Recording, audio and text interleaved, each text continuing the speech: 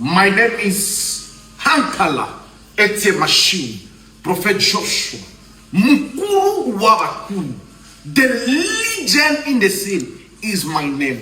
Western Union, MoneyGram, What Do Remix, Mobile Money, Airtime, We Fit, Wireless.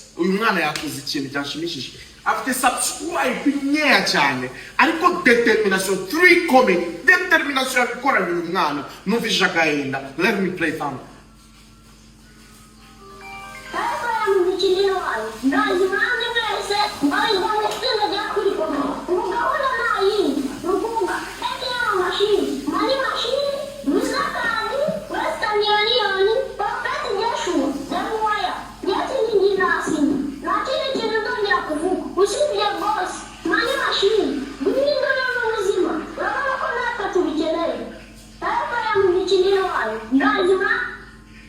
Reka mutema, reka muhe amafaranga, reka muhe amafaranga, reka muhe amafaranga. Nakubwiye nawe ndimo gukina. Umuntu uri gukeka ko ndimo gukina, it's up to you. Wakomeza ukabikeka gutyo.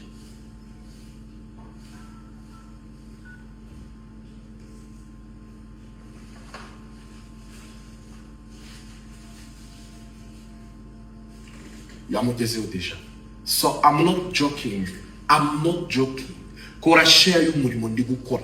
Prophet Joshua the legend. ATM machine. Thank you.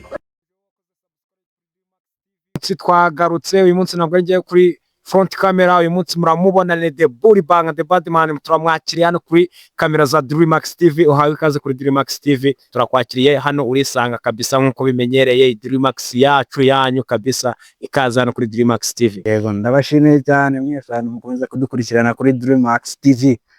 Ndacyari ishimwe karebo ko The Bully Bang the Badman the game changer kuri iyi mihanda. Turagarutse n'amakuru menshi abarimo aragenda avugwa already, nta kintu twiyemeje kubwira abanyarwanda usibye inkuru zigezweho gusa. Ubundi gahunda no kubatama amakuru ari update ahantu hose. Wowe icyo usabwa no kuba warakoze subscribe kuri Dreamax TV. Ni nido kabisa, tukagutamo 5 kwa 5.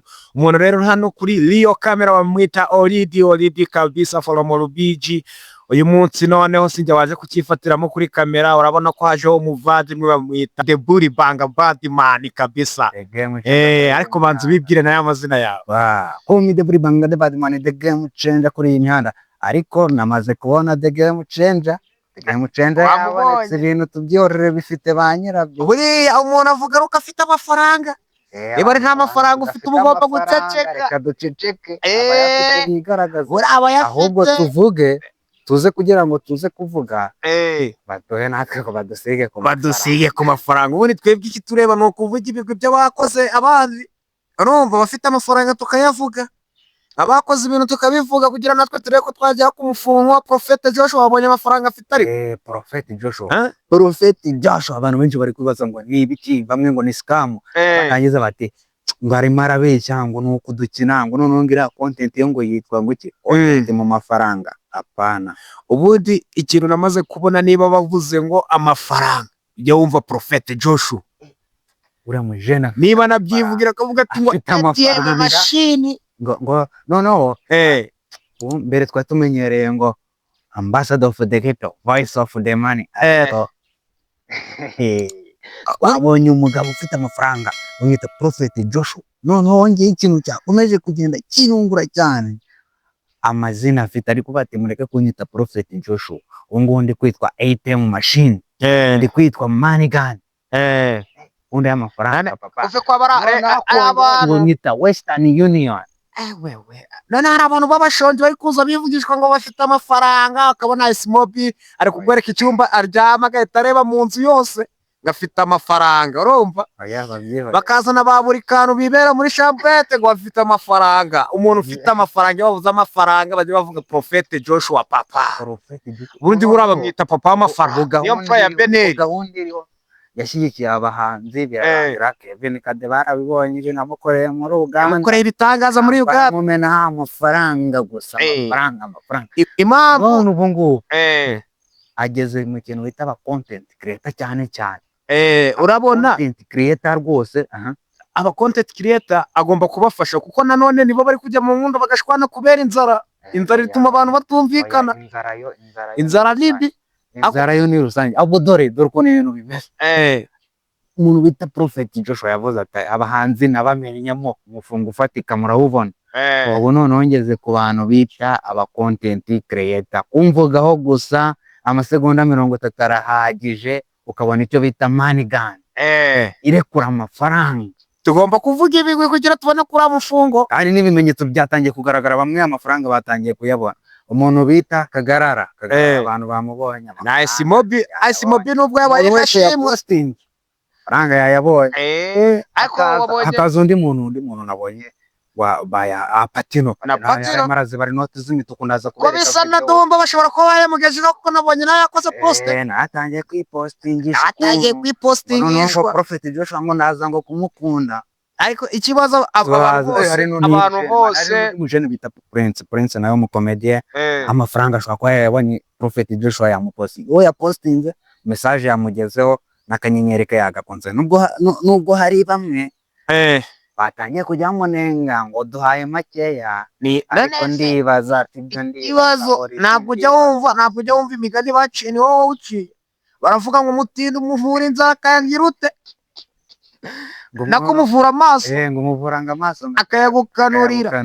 Inzara yashize yari yahaga yumva ko ashaka niki. Oya ariko sibyo. Umuntu niba akoze video y'amasegonda atarenze 60 bakamukandira akanyenyeri k'50, angiza akajya gutaka ngo bamuhaye make ngo bari kumuha nka desi. Kwa kudashima ni yanzara senani. Ubundi imbere izo video wakoraga reka nkubaza, reka mba nibariza umuntu bita Isimobi. Dore video wakoraga ayo mafaranga video imwe wayinjiza tuvuge tutayagotesheje agaciro, ayinjiza he kari umushuro. Oya tujye twemera niwo umuntu atwemeje tujye twemera. We yavuze yuko uriya noneho sibyo nibyo uri numvise ngo afite ngo budget ngo ya miliyoni 100 azitanga ku ba content creator.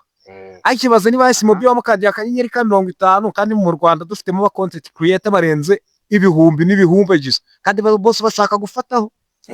Bose barashaka ku mafaranga kandi bose bashaka ku mafaranga ye mu machine. Bro, Prophet Joshua rwose amafaranga afite si yandi yo gushakisha byabindi tubona bamwe bavuga ngo bafite amafaranga ariko ukabona inzara iri kubagaragaraho. Yakishima ukabona uruhuru rugushushuka kubera inzara.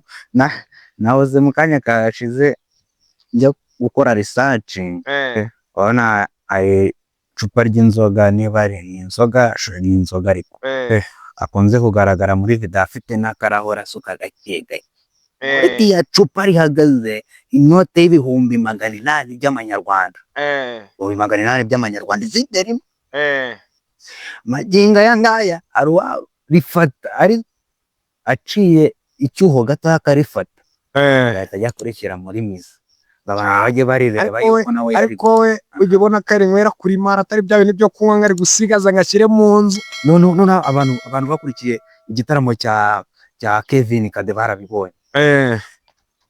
Kwa kundi abaseriveri bazana irya mbere rya kabiri n'irya gatatu n'irya mpaka amafaranga akwese nibura amavide ari amacupa batanze hariya nibura ntaho abuzemo miliyoni 10 z'amanyarwanda zirarenga.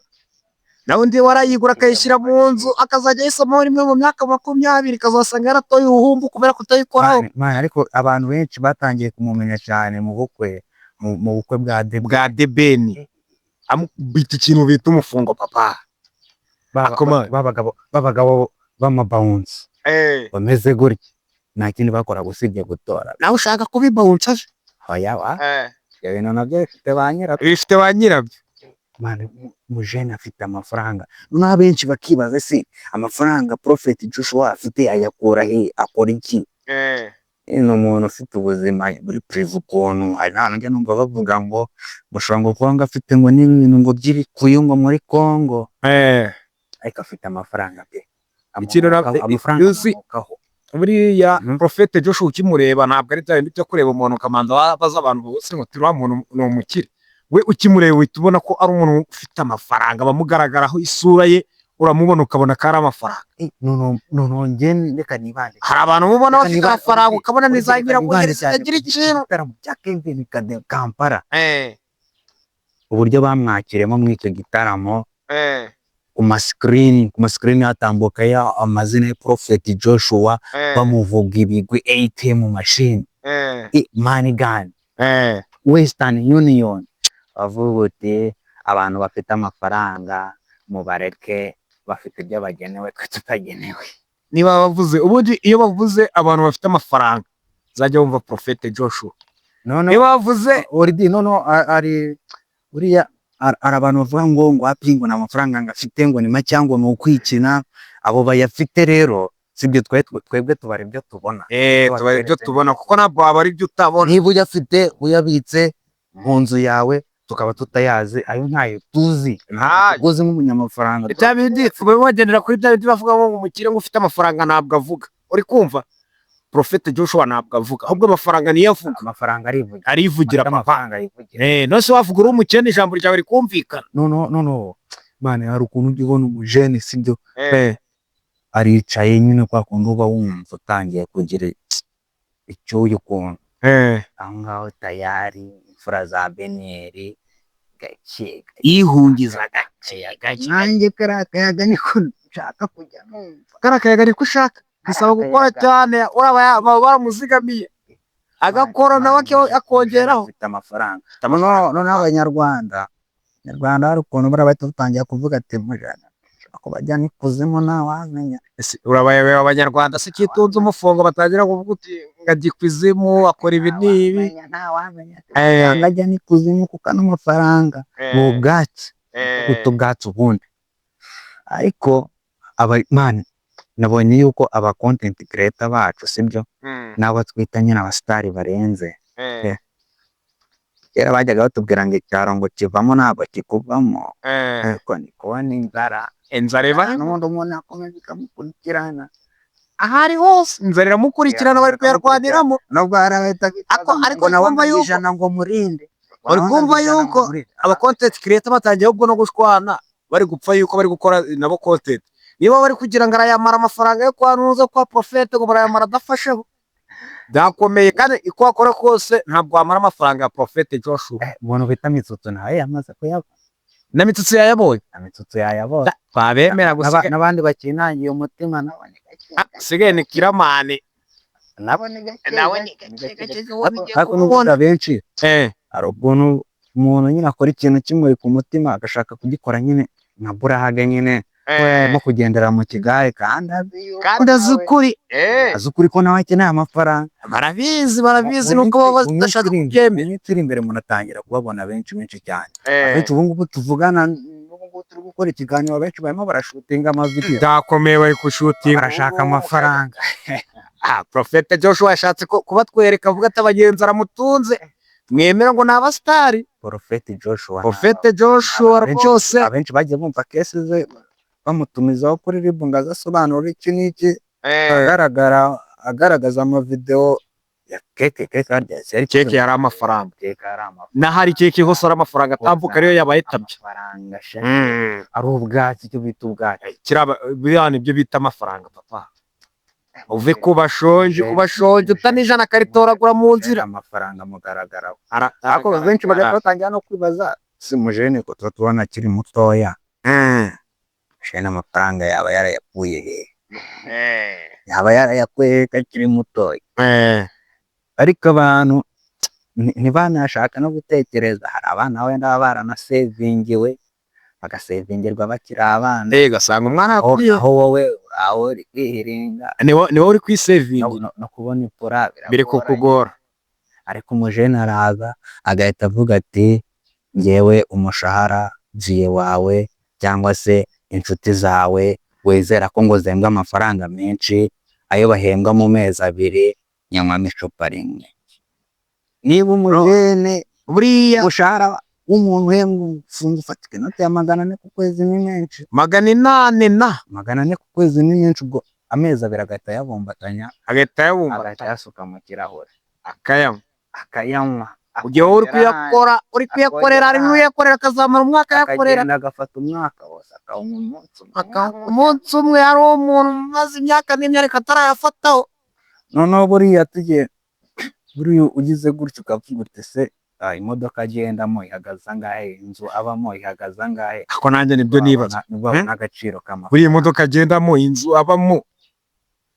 buriya oridi naje gusanga buriya no kugira amafaranga ugasanga ngo uri kuyabika ngo mu kabati, ngo uri kujya kuyabika ikibazo cyo gutinya ko wayabura hariya mu kwinjira mu nzu usanga ni umufungo. ni ubwatsi wakurira mugura firigo zo kubikamo icyo kunywa, amazi wakura firigo yo gushyiramo amafaranga papa yo kuyakonjesha gira to fata umukunju.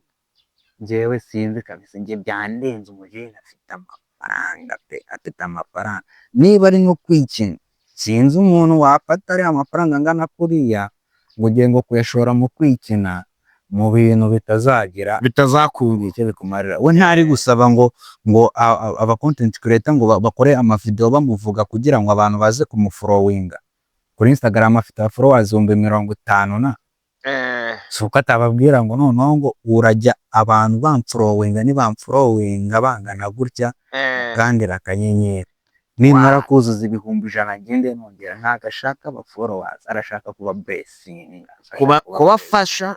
Nitwaje nibavuga ngo yababonyemo n'inzara, turi mu kwezi kwa kane yababonyemo inzara yaratangiye no kujya wa blessing mu minsi mikora kabati namwe muryo umunsi ariko bura ikintu nemera Prophet Joshua ntabwo ari ubu ngubu gusa, ushobora gusanga no mu minsi mikuru abashyiriyeho promotion akababwira ati nshaka kubahereza iminsi mikuru mukaryaho namwe kwa y'amafaranga. no sibyo cyadushimisha tugiye kubona tukabona n'abandi bakire benshi tumenyereye muri iyi myidagaduro, tukabona ati nanjye nshyizeho amafaranga angana urumva nyine baba bashaka kugira kunaniwe guteza imbere mani aba bantu bakora content creator abahereza agaciro no kubateza imbere kubera ko abandi bajene ndakeka haramutse avuze ngo agiye gufata niyo yaba miliyoni 10 yagiye ngo kuba blessing nuko bari kuba blessing bakoze wenda ama challenge y'indirimbo cyangwa se iki ahita atangira kubara ibintu byaba biri mu mwizo miliyoni 10 nshaka kuba nkoze n'indirimbo izo miliyoni 10 nshaka kuba nkoze amakaka cyane na ariko niyanzara tuvuga umuntu akaba ari umukire ariko afite inzara yaranze gushira. Ari abantu bagira amafaranga akabagaragaraho, abo bantu rero nibo dushaka mutwigaragariza mu sitora afite tugaragaraho, bigaragarire no mu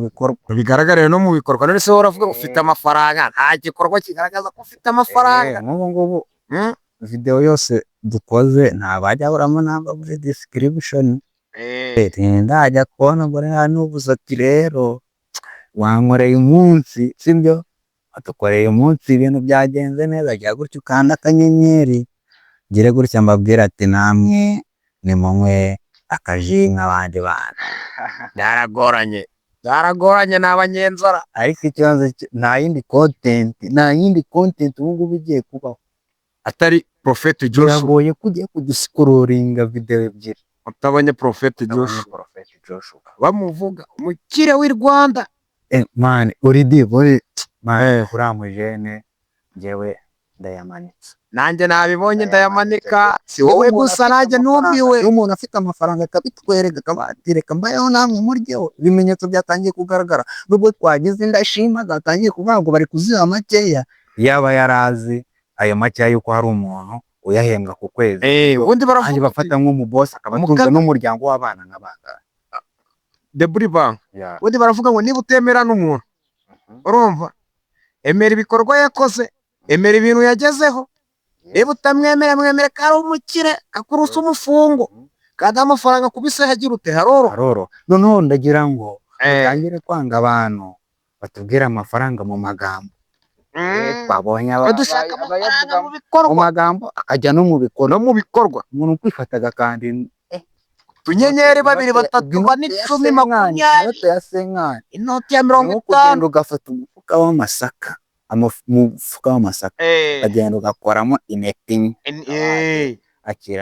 akira nawe irire kwisaka wumva uko inoti ya 50 uko wakora kose niyo wakora video zirenze 500 n'ama episode ibihumbi amafaranga ya Prophet Joshua ntabwo wayamara warya ukazapfa ukiyarya. Mujene afite amafaranga ahubwo nyaboneka Prophet Joshua uturebe natwe dukunde utuburesinge kwayo mafaranga yawe already ndikumva aho bigeze nta n'ikindi nanarenza ikindi twarenza isibyo kuvuga ati Prophet Joshua naza kutureba tuburesinge natwe dukandire. Mbona rero no gushimira abantu bakomeza kudukurikirana aba subscribers 2800 rwose ndabashimiye cyane. Ni ikimenyetso yuko n'ibindi birenze tuzabigeraho kuri Dreamax TV dufatanyije. Reka ngushimire wowe wakoze subscribe, we twatangiranye ikiganiro kugeza tugisozanyije. Reka mubwire ngo Imana iguhe umugisha, kandi nawe utari wakora subscribe iko kanya ngo ukore subscribe kuri telefone yawe, kuri computer yawe, kuri TV yawe, ujye ubasha kudukurikirana. Ndagushimiye. Ciao ciao.